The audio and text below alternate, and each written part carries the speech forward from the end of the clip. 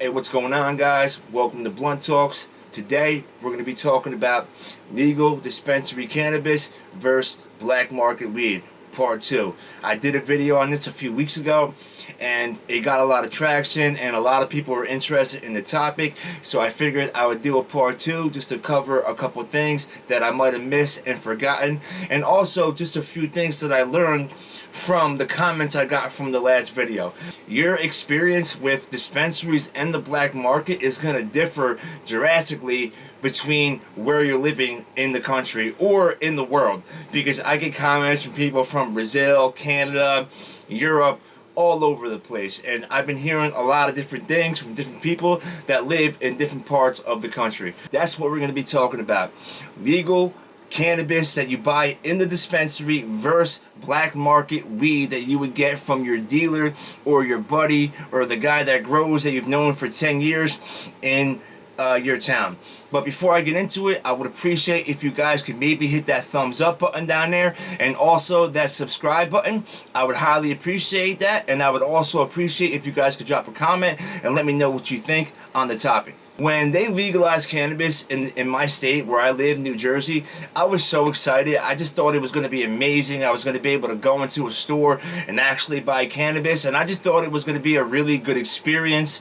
You're not going to have to worry about tracking your dealer down to get your cannabis and all that like it used to be back in the day. The first time that I went into the dispensary, I was excited, man. I mean, except for the fact that I had to wait in line and all that stuff. I just thought it was going to be amazing. I thought that the cannabis that I was going to be getting was going to be extremely good, and in most cases, in my experience, it is good. Now, I know I hear a lot of other people saying that the cannabis that they're getting from the dispensaries are trash. They're getting mids for premium prices, $65 an eighth. And then people in other states like Michigan, Washington, and Illinois are telling me that they're getting banging cannabis in the dispensaries for really, really cheap. For a lot of people, getting your cannabis from a dispensary is a really enticing idea. Normal person's brain, they're thinking, well, if I'm getting it from a regulated store where the state's regulating it's safer for me to get the cannabis. I know what I'm getting. I know exactly what I'm reading on the profile, and everything is good and great. But you got to understand that these cannabis dispensaries, they're doing the same dodgy stuff that dealers are doing on the street.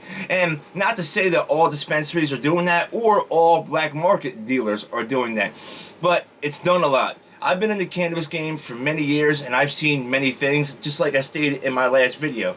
And the same things that are being done on the streets are a lot of the same practices that are being done within the dispensaries. I was just reading on the internet that a dispensary in Michigan just got busted for breaking regulations. So that might sound like it's not that big of a deal, but it is a big deal.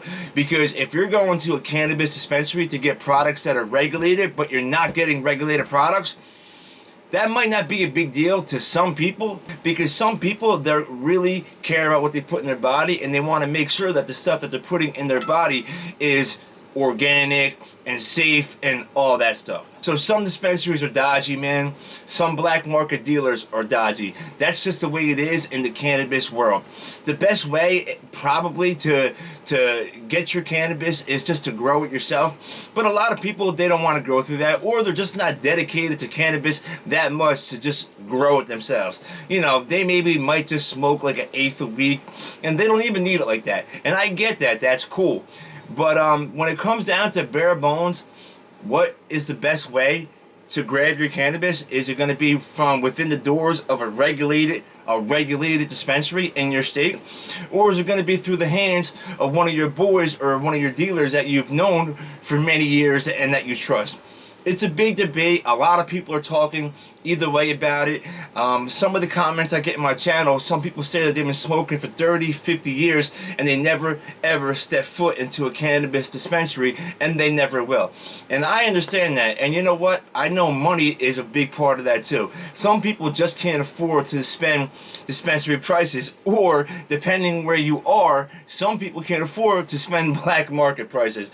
And that sounds super crazy, because usually people think that the black market's always going to be cheaper than the dispensaries. But if you're living in a state, like one of the states that I stayed in, I mean, I'm sure there's other states too that I missed that got crazy cheap prices within their dispensaries. $10 eighths, $55, $60 ounces, and that's for premium cannabis. I mean, I'm not talking about some like homegrown backdoor. Like, this is some banging stuff, like the same premium stuff that you would get in your local dispensary for $65 to $75. In some states, they're selling it for $10, $9, $11. I mean, that's like really ridiculous cheap prices to buy cannabis in a store. And when I hear that, it makes me want to just pack up my bags and go to one of those states. But I know that because they just legalized cannabis in New Jersey for recreational purposes, it's going to take a while for the state to get to that level, if the regulations even allow it. Because New Jersey is a pretty greedy state when it comes down to taxes and just pretty much everything. So I highly doubt that the cannabis will ever get that cheap in New Jersey. But it can happen because of capitalism, which means the more dispensaries that pop up in the state, that means that it's just going to be more and more people fighting for, you know, your business. So obviously there's going to be a lot of competition. There's going to be a lot of competitive prices. So once there's like dispensaries like that, like I hear in Colorado, you could pull into a shopping mall and there could be 2 or 3 dispensaries in one shopping mall. I mean, in New Jersey, you might have to travel an hour north or south to get to a dispensary depending on where you live.